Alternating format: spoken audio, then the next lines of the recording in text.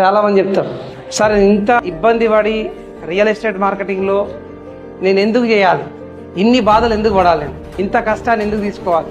అందరూ కష్టం గురించి మాట్లాడుతున్నారు. అరే ఇలాంటి కథ కోసం కాకపోతే ఎప్పుడు కష్టపడతామండి.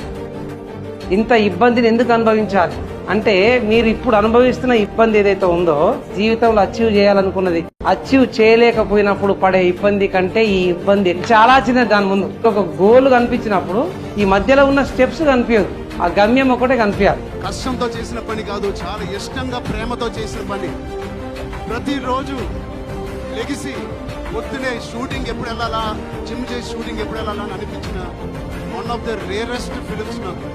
Once you have decided for real estate marketing, there is no alternate, only ultimate. Once you have decided for your goal, there is no negotiation to reach the goals, but there is a negotiation how to reach the goals.